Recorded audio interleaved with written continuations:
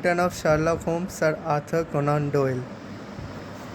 The Empty House. It was in the spring of the year 1984 that all London was interested and the fashionable world dismayed by the murder of the Honourable Ronald Adair under most unusual and inexplicable circumstances.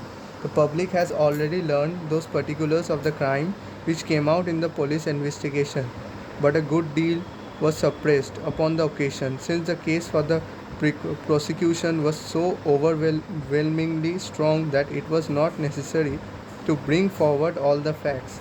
Only now, at the end of nearly 10 years, am I allowed to supply those missing links which make up the whole of that remarkable chain.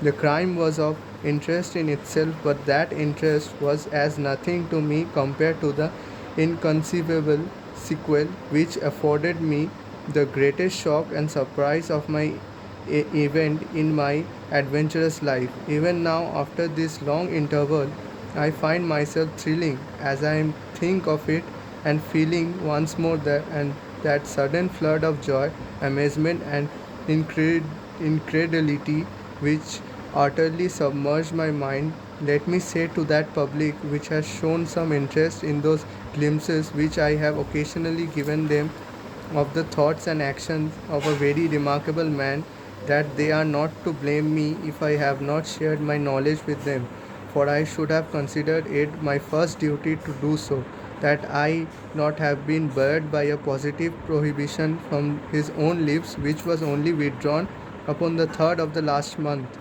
It can be imagined that my close intimacy with Sherlock Holmes had interested me deeply in crime, and that after his disappearance I never failed to read with care the various problems which came before the public, and I even attempted more than once for my own private satisfaction to employ his methods in their solution, through with indifferent success. There was none, however, which appealed to me like this tragedy of Ronald Adair.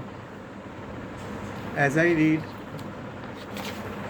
the evidence of the inquest which led up to a verdict of willful murder against some person or person unknown, I realized more clearly that I had ever done the loss which the community had sustained by the death of Sherlock Holmes.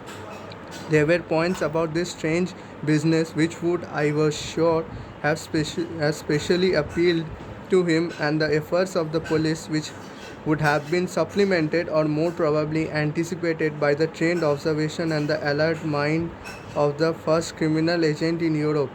All day as I drove upon my round, I turned around the case in my mind and found no explanation which appeared to me to be adequate. At the risk of telling a twice told tale, I will recapitulate the facts as they were known to the public at the conclusion of the inquest.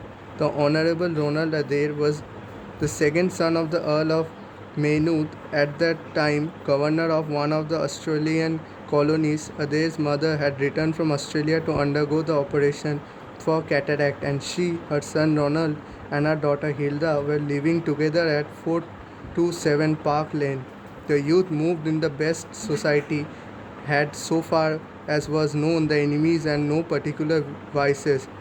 He had been engaged to Miss Edith Woodley of Carstairs, but the engagement had been broken off by mutual consent some months before, and there was no sign that it had left any very profound feeling behind it. For the rest, the man's life moved in a narrow and conventional circle, for his habits were quiet and his nature unemotional. Yet it was upon this easy-going young aristocrat that death came in most strange and unexpected form.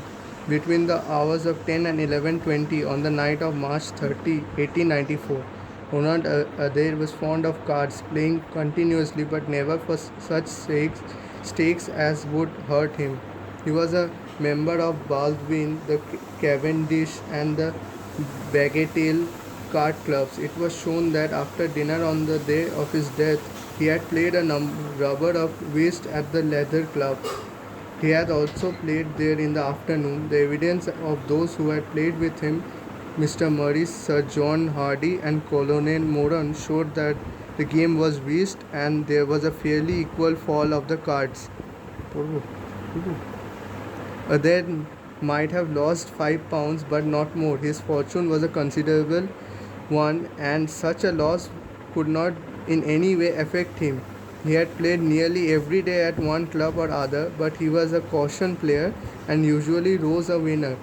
It came out in evidence that in partnership with Colonel Moran, he had actually won as much as £420 in a sitting some weeks before from Godfrey Milner and Lord Balmoral. So much for his recent history as it came out at the inquest. On the evening of the crime, he returned from the club exactly at 10. His mother and sister were out spending the evening with a relation. The servant disposed that she heard him enter the front room on the second floor, generally used as his sitting room. She had lit a fire there, and as it smoked, she had opened the window. No sound was heard from the room until 11:20, the hour of the return of Lady Maynooth and her daughter. Desiring to say good night, she attempted to enter her son's room.